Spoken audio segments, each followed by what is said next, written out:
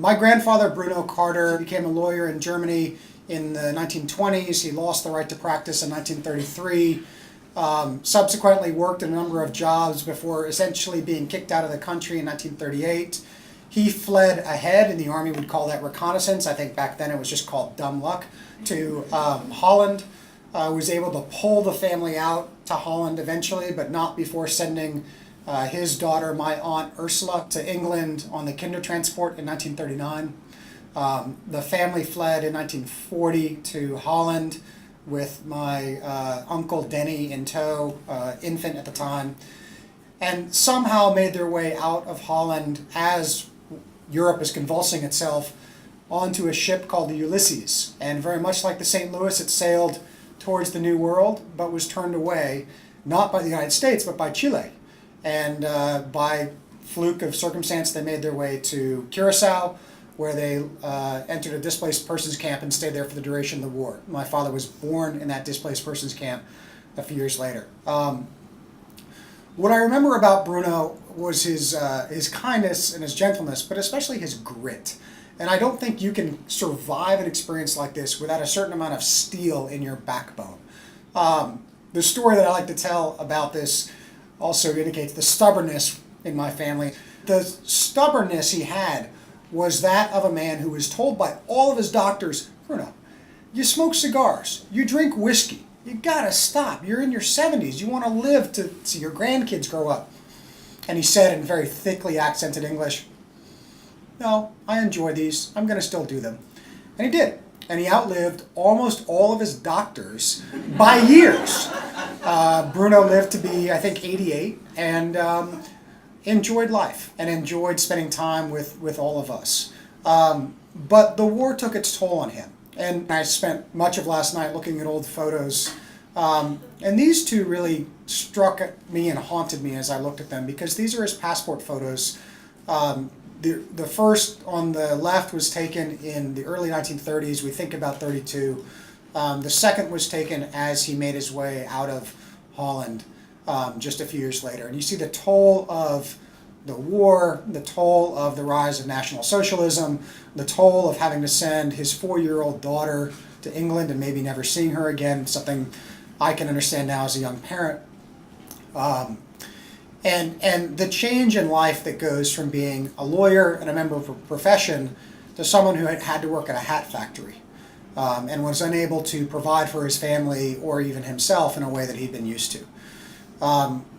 Our family were the fortunate ones. Because of his ability to speak well as an attorney, because of his resources, they were able to get out.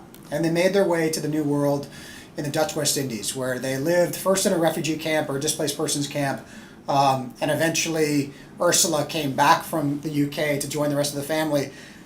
You can imagine her disappointment, because there she is living outside of London in what I understand was a beautiful house with a very wealthy family. And she gets plucked out of the UK and sent to the Caribbean, where it's hot and they got tropical diseases. And she's got these 2 little brothers she's got to deal with. And she was really upset to be reunited with the family. But the family came back together nonetheless. And in 1953, they were blessed to immigrate to the United States. My grandmother's brother had come here before the war. He fought in the war as an infantryman in the U.S. Army, where, like many Jews, he was pressed into service as an interrogator and an intelligence analyst because of his facility with languages. And he pulled the family in with a visa in 1953. This photograph is taken in Santa Monica at the Palisades Park. What's interesting is the park hasn't really changed since then. The palm trees are the same, the fencing is the same, and I've managed to recreate this photo with my family at the exact same spot. Bruno and his wife Edith went on to live a very happy life in Los Angeles after that, but it was a life that was poorer, I think, because of the loss of his profession. Bruno was never able to find professional traction in the United States. He missed his profession, but had neither the language nor the American education nor the ability to find a professional calling here. And so he worked in a number of vocational jobs, everything from making hats to selling carpets to selling Coca-Cola bottles to driving trucks. Edith raised the family and did so quite well. And they had modest means for their entire life, but they were always full of affection and love, and And their memories of the war in that period never came out except in very unique circumstances. And as a young child, I didn't sense this very much, but my dad told me the other night when I called them to ask about it, did they ever talk about it? And they said no. It was a lot like when you went to Iraq, Phil. You don't talk about those sorts of things except when something reminds you of it and you want to. So when, after my grandfather died and the forces of Iraq invaded Kuwait, and a lot of the refugee issues that came out during that period were on the news, my grandmother opened up. And similarly, when other things like that happened in the news during the 80s, they would open up. But otherwise, it was the burden they carried. Now the burden I carry is to carry on their memory. And I do so in my work now as a former Army officer and as someone who works on defense policy. I've had the chance to work on issues involving refugees, involving detainees at Guantanamo Bay. In my service in Iraq, I helped build the Iraqi police force and the Iraqi judiciary. And this idea of the rule of law and what it means in even a very difficult situation is something that I feel personally because of their experience.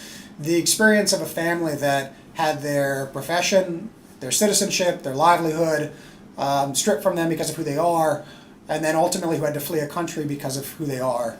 In the sense that the law didn't support them. There was no justice for them.